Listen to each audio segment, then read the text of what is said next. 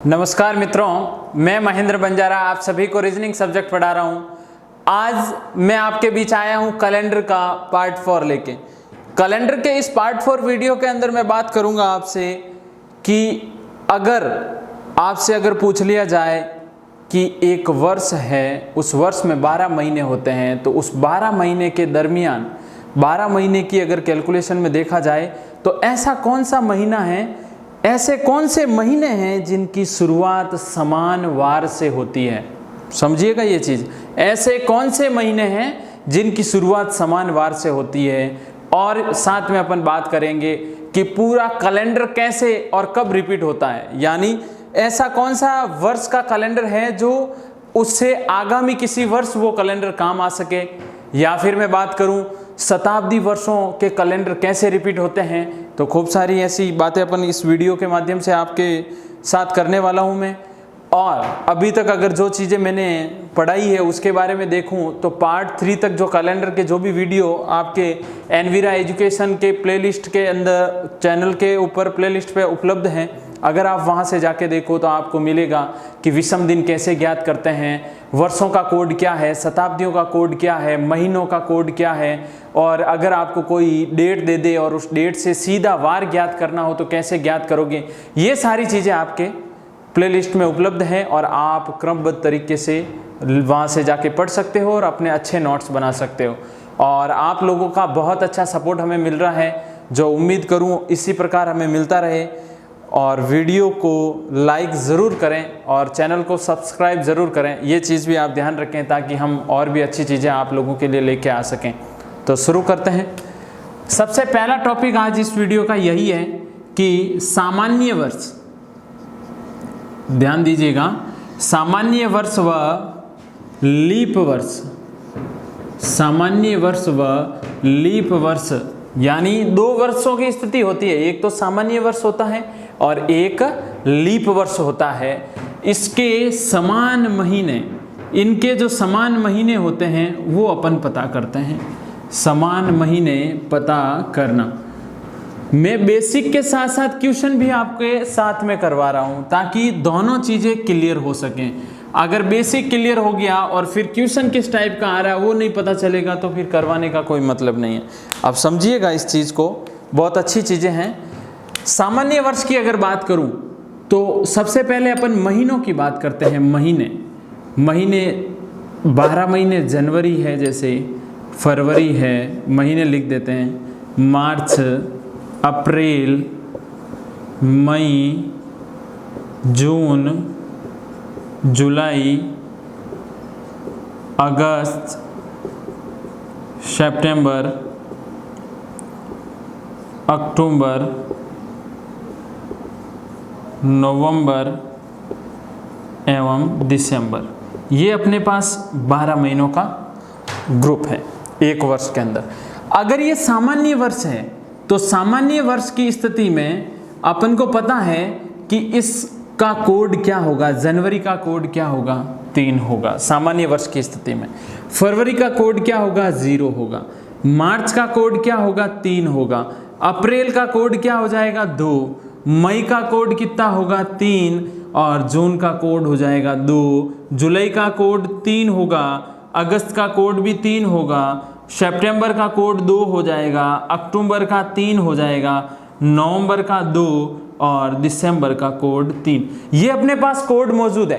अब इसे समझिएगा, मैं चाह रहा हूं कि आपको ये पता करना है कि ये जो जनवरी महीना है ना, यानी सामान्य वर्ष और लीप वर्ष में समान महीने पता करना। समान महीने कैसे, ये जो जनवरी का महीना है वापस ये वाला महीना, जो जनवरी का महीना जिस वार से शुरू हो रहा है, ऐसा कौन सा महीना होगा जो वापस उसी वार से शुरू होगा। तो बहुत सिंपल सी कैलकुलेशन है, करना कुछ नहीं है। आप ये जो कोड आपके सामने हैं, इन कोड को जोड़ते जाइए। जहां पर योग 7 से विभाजित होने योग्य हो जाए, वापस सुनिएगा, इस कोड को जोड़ते जाइए और जहां पर योग 7 से विभाजित होने योग्य हो जाए तो ठीक उससे आगे वाला महीना क्या होगा, इस जहां से शुरू किया है उस महीने के अनुरूप होगा। तो देखते हैं, जनवरी की अगर बात करूं तो ये जनवरी का महीना किसके बराबर है। जनवरी का कोड क्या है, 3 है। 3 और 0, 0 और 3, 3 ही रहेगा। फिर 6 हो जाएगा, 6 और 2 कितना हो जाएगा 8, 8 और 3 कितना हो जाएगा 11, 11 और 2 कितना हो जाएगा 13, 13 और 3 कितना हो जाएगा 13 और 3 हो जाएगा 16, 16 और 3 कितना हो जाएगा 19, 19 और 2 कितना होगा 21। क्या 21 7 से विभाजित है? बिल्कुल है। इसका मतलब इस जहाँ पे ये विभाजित होने योग्य बना उससे ठीक आगे वाला महीना कौन सा है? अक्टूबर।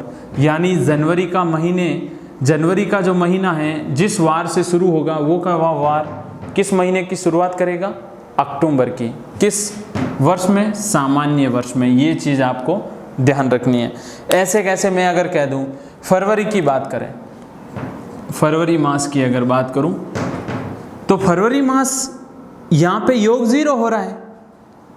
जैसे फरवरी में कितने दिन होते हैं? 28 दिन होते हैं। 28 7 से विभाजित है ना, तो 4 सप्ताहों के ग्रुप बने, पहला, दूसरा, तीसरा और चौथा। तो प्रत्येक सप्ताह जहां से शुरू हुआ वहीं से एंड हुआ। तो थोड़ी सोचने लायक बात ये आपके माइंड में होनी चाहिए कि 0 तो खुद 7 से विभाजित है। कहने का मतलब फरवरी से ठीक आगे वाला महीना भी उसी वार से शुरू होगा। ये चीज़ बहुत इंपॉर्टेंट है। फरवरी के साथ मार्च भी वही रहेगा। अब आगे अभी एंड नहीं करना है, कैलकुलेशन करते जाना है। 0 3 3 ही रहेगा, 3 और 2 5, 5 और 3 कितना होता है 8, 8 और 2 10, 10 और 3 13, 13 और 3 16, 16 और 2 18, 18 और 3 21। यानी वापस कौन सा? नवंबर महीना। तो ये नवंबर महीना क्या हो जाएगा आपके किसके इक्वल हो जाएगा? फरवरी के अकॉर्डिंग मार्च के भी इक्वल हो जाएगा और नवंबर के इक्वल भी हो जाएगा। बहुत सिंपल तरीका है, करना कुछ नहीं है, इन कोडों का योग करते जाइए और आपको क्या करना है, जहाँ पे योग 7 से विभाजित होने योग्य बने ठीक उससे आगे वाला महीना ले सकते हैं। इसी प्रकार आप सारे महीनों का चेक कर सकते हैं, मार्च, अप्रैल, मई, जून, जुलाई, जहाँ 7 से विभाजित हो उससे ठीक आगे वाला महीना अपना क्या हो जाएगा? आंसर। ऐसे कैसे? अगर मैं लीप वर्ष की बात करूँ, किसकी बात कर रहा हूँ? लीप वर्ष। तो लीप वर्ष के अंदर क्या स्थिति होती है? जनवरी, उसके बाद आपके फरवरी का महीना, फिर मार्च है, फिर अप्रैल है, मई है, जून, जुलाई, अगस्त, सितंबर, अक्टूबर, नवंबर और दिसंबर। ये 12 महीनों का ग्रुप है। 12 महीने, इन 12 महीनों का कोड लिखूंगा। कोड क्या? सब लीप वर्षों के अकॉर्डिंग कोड जानना है। तो जनवरी का कोड 3, फरवरी का कोड कितना होता है? 1। बस वही एक अंतर है, 0 और 1 का, ध्यान रखें। मार्च का कोड 3, अप्रैल का कोड 2, मई का 3, जून का 2, जुलाई 3, अगस्त 3, सितंबर 2, अक्टूबर 3, नवंबर 2 और दिसंबर 3। कोड मैंने लिख दिया है। अब मैं चाहता हूं कि आप लीप वर्ष के भी महीने समान कौन से होते हैं उसके बारे में जान लो। ये साधारण वर्ष की बात है। अब अपन बात करते हैं लीप वर्ष के बारे में। किसके बारे में? लीप वर्ष की स्थिति की बात करेंगे। तो देखें लीप वर्ष, ये जनवरी का मास किसके इक्वल होगा? मैं केवल 1-2 उदाहरण करवा रहा हूँ, बाकी आप अगर चीज़ें समझ में आ रही है तो आप खुद कर सकते हैं। ये जनवरी है, 3 और 1 4, 4 और 3 कितना होता है? 4 और 3 कितना होता है? 7। यानी जनवरी खुद किसके इक्वल हो गया? अप्रैल के। सीधी सी बात यही खत्म हो रही है। अभी छोड़े नहीं, इसे कंटिन्यू लेके चलें। 7 और 2 9, 3 4 5 6 7 8 9, 9 और 3 कितने होते हैं? 12। 9 और 3 कितने होते हैं? 12। 12 और 2 कितने हो गए? 14। 9 और 3, वापस रिपीट कर रहा हूँ, 3 4 5 6 7 8 9 10 11 12 13 14, फिर वापस 7 से विभाजित हुआ। इसका मतलब जुलाई भी क्या हो जाएगा? इसके इक्वल हो जाएगा। तो बहुत अच्छी चीज़ें हैं, आप इसे अच्छे से समझें कि इन चीज़ों में कभी क्वेश्चन सीधा ही पुटअप होता है। वो क्वेश्चन किस टाइप का होता है मैं आपको करवाऊंगा अभी, लेकिन ये चीज़ें बेसिक पता होना चाहिए। जैसे ये जून, अप्रैल हो गया, मई हो गया, जून, अब 14 यहाँ तक हो रहा है। 14 और 3 कितना होता है? 17 होता है। 17 और 3 कितना होता है? 20 होता है। 20 और 2 22, 22 और 3 कितना होता है? 25, 25 और 2 कितना होता है? 27, 27 और 3 कितना होता है? 30। वापस 7 से विभाजित नहीं हुआ तो आगे वाला महीना मेरे इक्वल नहीं होगा। जहाँ 7 से विभाजित होने योग्य चीज़ बन जाए उस कंडीशन में ये महीने भी क्या हो जाएंगे? इक्वल हो जाएंगे। बहुत सिंपल सा तरीका है। अगर एक क्वेश्चन है आप लोगों के लिए, क्वेश्चन इस प्रकार आता है, सामान्य वर्ष में जनवरी का महीना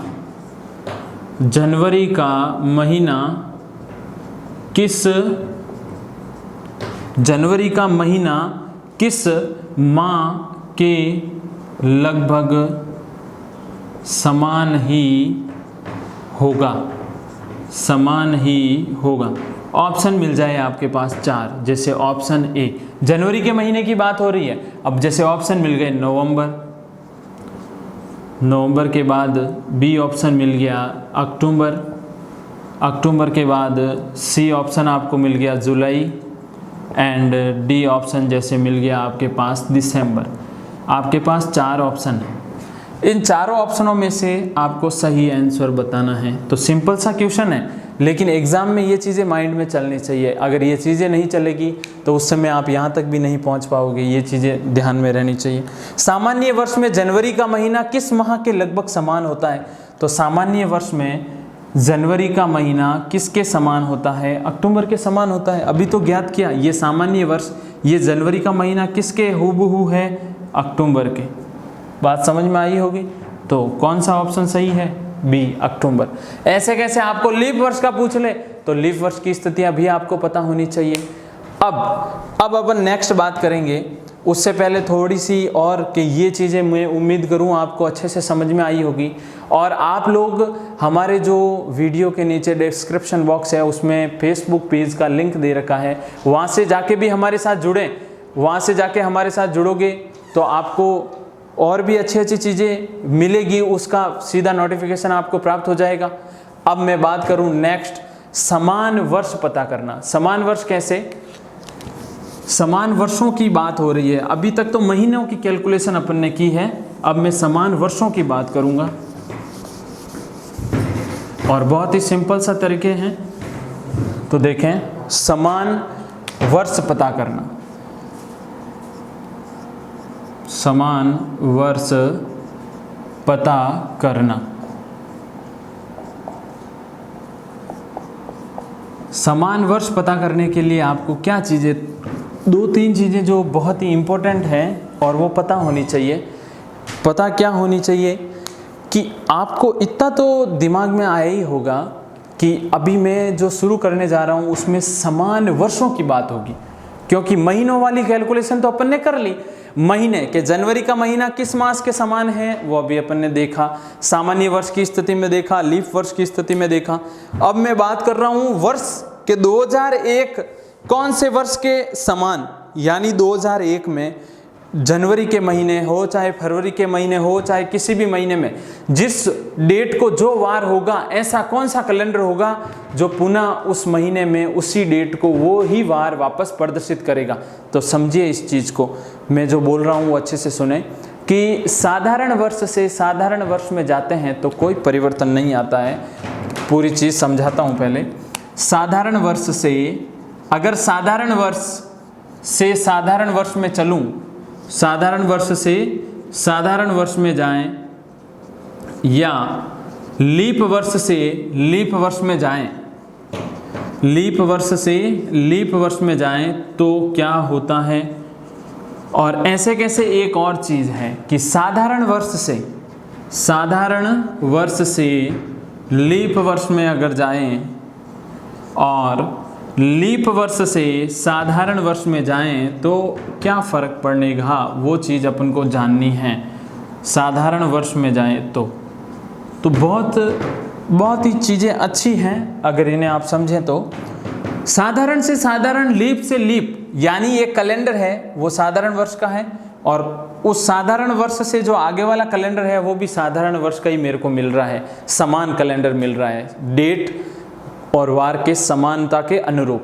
तो इस कंडीशन में कैलेंडर पूरा समान दिखेगा, पूरा समान दिखेगा, पूरा समान दिखेगा। पूरा समान दिखेगा का मतलब क्या हुआ कि साधारण से साधारण में ही तो जा रहे हैं, लीप से लीप में ही तो जा रहे हैं। यहाँ पे फरवरी 28 की है, 29 की है तो 29 की है, कोई परिवर्तन नहीं होगा, यानी पूरा वर्ष ही अपन को क्या दिखेगा, समान। लेकिन इन दो स्थितियों में और क्वेश्चन एग्जामिनर यहाँ से उठाता है कि साधारण से लीप में या लीप से साधारण में चले जाएं, तो उस कंडीशन में समान तारीख को समान वार कौन सी स्थिति तक होगा, तो मैं बात करूं 1 जनवरी से लेके 28 फरवरी तक की, 1 जनवरी से लेके 28 फरवरी तक ही कैलेंडर क्या रहता है, समान रहता है इस स्थिति में। बाकी पीछे 29 फरवरी साधारण से लीप में आए तो 28 फरवरी तक और 28 फरवरी तक ये दोनों में समान था, लेकिन यहाँ और यहाँ चेंज कब होना शुरू हो जाएगा, यहाँ 29 फरवरी आएगी लीप वर्ष में, लेकिन यहाँ 28 फरवरी के बाद में 1 मार्च आएगा, तो वो उस कंडीशन में ये चेंज हो जाएंगे, डेटे और महीना चेंज हो जाएगा। यहाँ लीप 29 की फरवरी और यहाँ सामान्य साधारण में 28 की फरवरी, यहाँ 29 फरवरी होगा तो वहाँ 1 मार्च हो जाएगा। तो इस चीज़ को आप नोटिस करें अच्छे से कि 1 जनवरी से 28 फरवरी तक कैलेंडर क्या रहता है, समान रहता है, अगर साधारण से लीप या लीप से साधारण वर्ष में चलूँ तो। अब देखें ये चीज़ें समझाने का तात्पर्य क्या है, ये चीज़ें समझाने का मीनिंग ये है कि जैसे आपके पास क्वेश्चन आ गया, क्वेश्चन ये है कि 2009 का कैलेंडर पुनः किस वर्ष काम आएगा, यानी 2009 का जो पूरा कैलेंडर है वो वापस में कौन से वर्ष उपयोग में ला सकता हूं। तो पहले इसकी जांच करने से पहले अपन एक ट्रिक जान लेते हैं कि इसका सीधा आंसर कैसे लाया जाता है। करना कुछ नहीं है, जैसे वर्ष है उस वर्ष में आप किसका भाग लगाइए, 4 का, वर्ष में किसका भाग देना है, 4 का।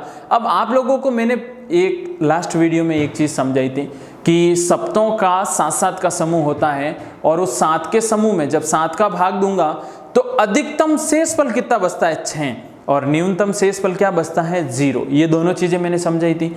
तो यहाँ पर अधिकतम शेषफल कितना बच सकता है, तो अधिकतम शेषफल तो बच सकता है, यानी अधिकतम कितना शेष बच सकता है भाग देने के बाद में, तो 3 बच सकता है, और न्यूनतम भाग पूर्णतः अगर चला गया तो न्यूनतम शेष कितना बचेगा, 0।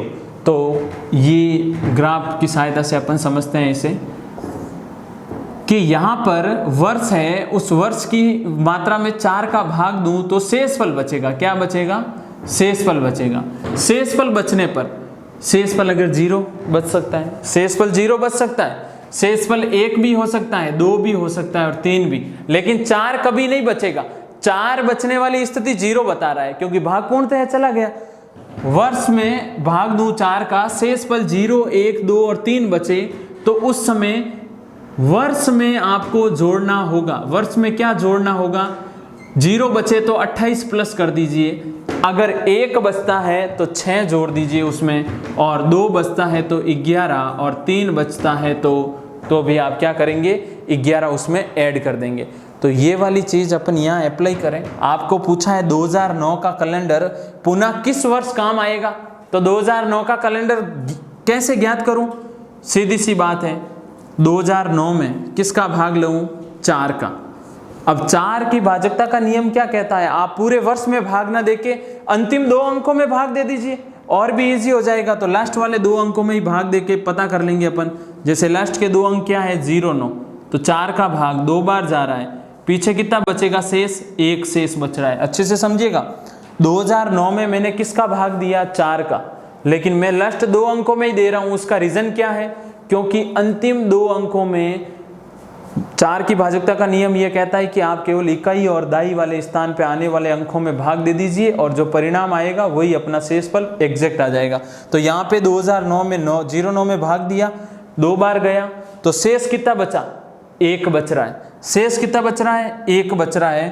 तो 2009 में शेष अगर 1 बचे तो क्या जोड़ना है, 6 प्लस करना है, 2 बचे तो 11, 3 बचे तो भी 11 और 0 बचे तो 28। तो अभी अपने पास 1 शेष बचा तो 6 ऐड कर दूं तो 2015, यानी 2009 का कैलेंडर वापस कौन से वर्ष काम आ सकता है, 2015 में पूर्णतः काम आ सकता है।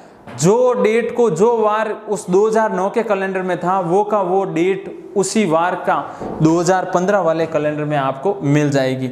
जैसे ये वाला लीप वर्ष है कि साधारण वर्ष है, साधारण है। ये भी कौन सा है, साधारण है। तो साधारण से साधारण वर्ष में जाऊंगा तो पूरा कैलेंडर क्या दिखेगा, समान दिखेगा। बहुत ही सिंपल सी चीजें। अब जैसे और भी 2-4 क्वेश्चन करते हैं। क्वेश्चन ये है कि 2009 का तो हो गया अपने, जैसे आपके पास क्वेश्चन आ जाए 15 मार्च 2011 को सोमवार, 15 मार्च 2011 को सोमवार था, तो पुनः किस वर्ष 15 मार्च को सोमवार होगा, 15 मार्च को सोमवार होगा। यानी वर्ष वापस रिपीट करवाने की बात कर रहा है। क्या दर्शाना चाह रहा है, ये क्या रिपीट करवाना चाह रहा है, पूरे वर्ष को रिपीट करवाना चाह रहा है। तो बहुत इजी है। 2011 जो ये वर्ष दे रखा है, लास्ट 2 डिजिट में किसका भाग दे दीजिए, 4 का, 4 दूनी 8, पीछे कितना बचा, 3 शेष बचा। कितना शेष बचा, 11 में से 8, 3 बचा। 3 शेष बचे तो 11 जोड़ा जाता है। शेष अगर 3 बचे 4 का भाग देने के बाद, तो वर्ष जो दिया हुआ हो उसमें क्या जोड़ेंगे, 11। तो प्रेजेंट में आपके पास 2011 है, तो 2011 में क्या ऐड कर दूं, 11 ऐड कर दूं, यानी 2022 का जो कैलेंडर होगा वो हूबहू किसके समान होगा, 2011 के अंदर। अब वापस समझ लीजिए कि आपको ये वाला कोड याद रखना ही पड़ेगा। भाग देने के बाद अगर 4 का भाग देने के बाद 0, 1, 2 या 3 बचे, 0 बचे तो 28 जोड़िए, 1 बचे तो 6, 2 तो 11 और 3 बचे तो 11, प्लस कर लिए वर्ष में जोड़ने के बाद आपको यहाँ पे देखें भाग दिया, 3 बचे तो देखो वर्ष में जोड़ लिए। तो बहुत इजी तरीका हो गया यहाँ से कोई भी वर्ष का हूबहू कैलेंडर ज्ञात करना। एक बहुत ही अच्छा और बेहतरीन क्वेश्चन जो एग्जाम में काफी बार पूछा जा रहा है, मैं उस क्वेश्चन की बात करूंगा आपके साथ। जैसे क्वेश्चन ये है, 5 फरवरी 2014 को सोमवार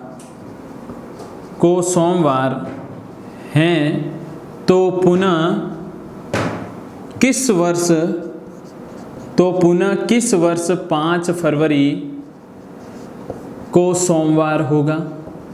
यानी वर्ष रिपीट करवाने की बात बोल दी इसने बोला कि 5 फरवरी 2014 को क्या है, सोमवार है। तो पुनः 5 फरवरी, कौन से वर्ष की ऐसी 5 फरवरी होगी जब क्या होगा, सोमवार होगा। ऑप्शन लिख देता हूं मैं। ऑप्शन ए है आपका 2025, ऑप्शन बी है 2020, ऑप्शन डी है 2028 और option C and option D 2022। आपके पास 4 ऑप्शन है।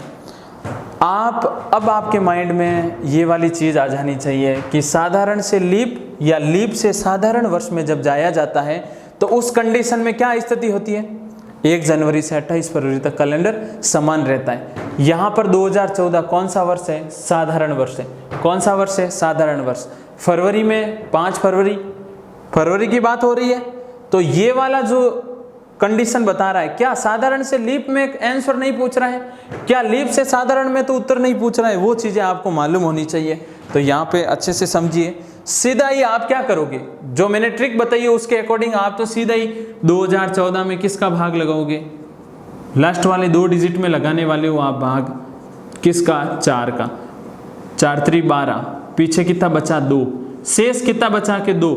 सर आपने बताया कि जब शेष 2 बचता है तो आप सीधा क्या जोड़ लो, 11। तो 2014 में मैं तो सीधा 11 जोड़ूंगा। सर 2025 आ रहा है क्या, ये मेरा आंसर है।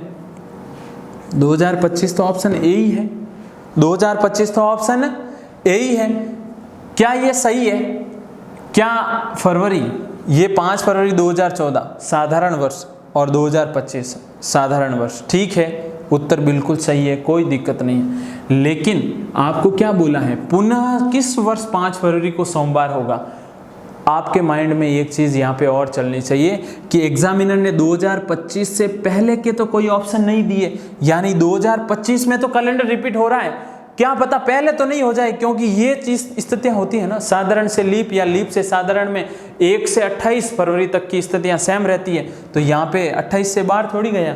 तो क्या 2020 2022 ये 2 वे ऑप्शन हैं जो आपको क्या पता 2025 से पहले पहुंचने से पहले कैलेंडर रिपीट करवा दे।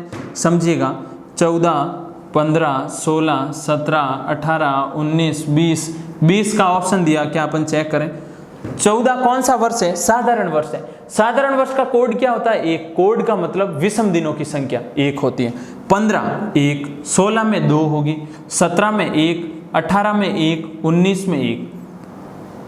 अब देखें 1 और 1 2, 2 और 2 4, 5 6 और 7। ये 7 से जब विभाजित हो गया तो अभी इतनी देर मैंने यही समझाया कि जब कोई चीज़ 7 से विभाजित हो जाए तो उससे ठीक आगे वाला वर्ष, जहाँ से शुरुआत की जोड़ने की, उससे ठीक आगे वाला वर्ष क्या हो जाता है? समान चलता है। तो यहाँ पर 2014 का जो कैलेंडर है वो 2020 वाले कैलेंडर के पूरा तो समान नहीं होगा। 2020 कौन सा वर्ष है? लीप वर्ष है।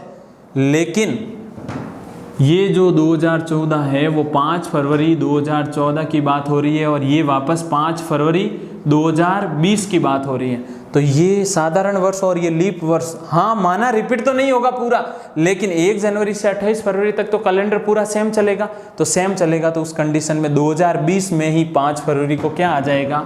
सोमवार आ जाएगा।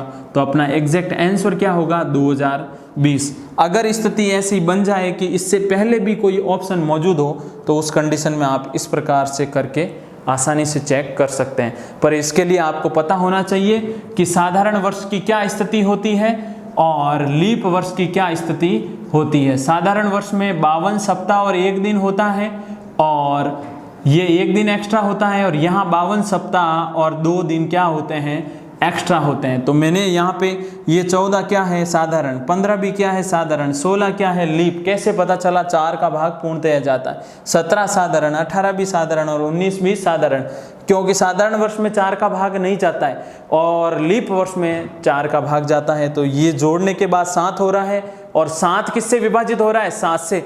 तो इस कंडीशन में ये वाला 2014 का कैलेंडर की जो फरवरी है वो 28 फरवरी तक तो इक्वल चलेगी वार के अकॉर्डिंग 2020 के। तो बहुत ही सिंपल तरीके से आप इस कॉन्सेप्ट को अच्छे से क्लियर कर सकते हैं। अब शताब्दियाँ कैसे रिपीट होती है अपन उसकी बात करते हैं। शताब्दी वर्ष में कैलेंडर कैसे रिपीट होता है? शताब्दी वर्षों यानी वे वर्ष, शताब्दी वर्ष किसे बोलूँगा? वे वर्ष जिसके अंतिम 2 अंक क्या हो? शून्य हो। अंतिम 2 अंक शून्य होते हैं वो शताब्दी वर्ष होते हैं। और शताब्दी वर्ष अगर आपको लीप शताब्दी वर्ष बताना है तो 400 से विभाजित करना होता है और साधारण शताब्दी वर्ष बताना है तो 400 से विभाजित नहीं होगा। तो बिल्कुल शताब्दी वर्ष वाला कॉन्सेप्ट भी आपको मालूम चल जाए, इसलिए अपन साथ में उसे भी क्लियर कर लेते हैं। शताब्दी वर्ष,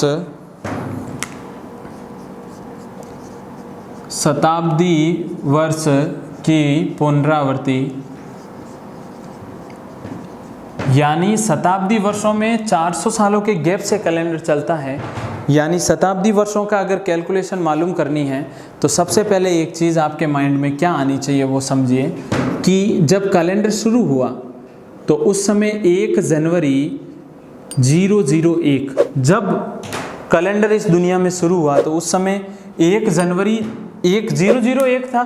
तो उस कंडीशन में मैंने आपको शुरुआती वीडियो में बताया है कि सबसे पहला जो वार है वो सोमवार फिक्स किया हुआ है। कौन सा वार फिक्स किया हुआ है? सोमवार। वापस शताब्दी वर्षों की कैलकुलेशन यानी हर 100 सालों के गैप की कैलकुलेशन करनी है तो वापस 1 जनवरी 101 भी तो आया होगा। तो यहाँ पे गैप कितने सालों का है? 100 सालों का गैप है। गैप वापस लिख देता हूँ, 1 जनवरी 101, यहाँ पे गैप कितने सालों का है? 100 सालों का। तो इन 100 सालों के गैप में वापस चीज़ रिपीट कीजिए कि कौन 100, 200, 300, 400, 100 वर्षों में कितने विषम दिन होते हैं? 5। 200 वर्षों में कितने होते हैं? 3। 300 वर्षों में कितना विषम दिन होता है? 1। और 400 वर्षों में कितना होता है? 0। तो यहाँ पर 100 सालों की कैलकुलेशन, तो कितने विषम दिन? 5 दिन आगे बढ़ा दूं। सोमवार के बाद मंगलवार, बुध, गुरु, शुक्र और शनि। ये मंगल, बुध, गुरु, शुक्र और शनि, यानी ये शनिवार की स्थिति है। किसके लिए? 1 जनवरी 101 के लिए। अब वापस ऐसे कैसे? 1 जनवरी 201, वापस 100 साल हो गए। तो यहाँ पर क्या स्थिति आएगी? शनिवार। लेकिन मेरे को पता है कि ये 200 सालों का गैप है। वापस समझिएगा, ये कितने सालों का गैप है? 200 सालों का। जब 200 सालों का गैप ये है तो उस कंडीशन का कोड क्या है? 3। यानी प्लस कितना करूं? 3। इसमें नहीं करना है, शुरुआत वाले सोमवार में करना है, क्योंकि पूरे 200 सालों के विषम दिन कितने होते हैं? 3 होते हैं। तो सोमवार से +3 करूंगा, मंगल, बुध और गुरुवार हो जाएगा। बात समझ में आ रही होगी आप लोगों को। बहुत इजी तरीके से आपको एक्सप्लेन कर रहा हूं मैं। उसी के साथ अब आगे बात करते हैं कि और 100 साल आगे, यानी 1 जनवरी 301 भी तो आया होगा। और इस कंडीशन में 100 और 100 टोटल कितने वर्ष हो गए? 300 वर्ष हो गए। टोटल 300 साल हो गए। और 300 सालों में कितने विषम दिन हुए? 1। तो सोमवार में 1 आगे कितना होगा? मंगलवार होगा। लेकिन अपन को तो पुनरावृत्ति करवानी है ना। पुनरावृत्ति मतलब वापस 1 जनवरी 1 को सोमवार था, तो वापस ऐसी कौन सी शताब्दी वर्ष होगी उस समय 1 जनवरी को क्या होगा? सोमवार होगा। तो अभी और 401 तक चलते हैं, तो 100 सालों की कैलकुलेशन लेते हैं। तो यहाँ से वापस यहाँ तक आऊँगा तो ये 400 साल हो गए। लेकिन 400 साल में तो जीरो हो गया इसका कोड, यानी विषम दिन क्या हुए? 0 हो गए। तो विषम दिन अगर 0 हो गए तो सीधी सी बात है कि 400 सालों में कोई दिनों में परिवर्तन नहीं। सोमवार का वापस क्या रहेगा? सोमवार ही रहेगा। तो सीधी सी बात क्या हुई कि जो सोमवार 1 जनवरी 001 शताब्दी वर्ष में था, वो वापस 1 जनवरी 401 वाली शताब्दी वर्ष, यानी 400 सालों के गैप से, कितने सालों के गैप से? 100, 200, 300 और 400। इन 400 सालों के गैप से वापस सोमवार रिपीट होगा। तो शताब्दी वर्षों की पुनरावृत्ति हर 400 सालों के बाद होती है। तो यहाँ पर मैं कह दूँ, यहाँ पर जैसे आपके पास क्वेश्चन ऐसा आ जाए कि 21 जनवरी 400 या 21 जनवरी 1638 या 1600 लिख देता हूँ को सोमवार है। क्या है? सोमवार। 21 जनवरी 1600 को क्या है? सोमवार है। तो वापस सोमवार कब होगा? 400 सालों बाद। शताब्दी की कैलकुलेशन करूँ तो 1600 में 400 जोड़ूंगा तो क्या होगा? 2000, यानी 21 जनवरी 2000 को वापस क्या होगा? सोमवार। ये बहुत इजी है, इसमें कुछ नहीं करना होता है, सीधा ही 400 ऐड करना होता है।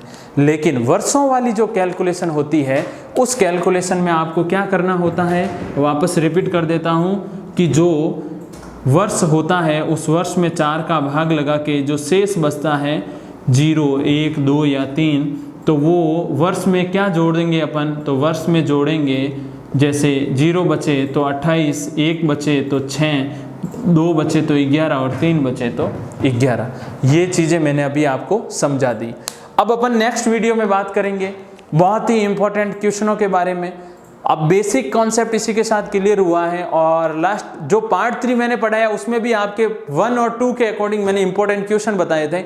इसके अकॉर्डिंग इंपॉर्टेंट क्वेश्चन और साथ ही और भी एक्स्ट्रा क्वेश्चन जो आपके एग्जाम में आ रहे हैं काफ़ी टाइम से।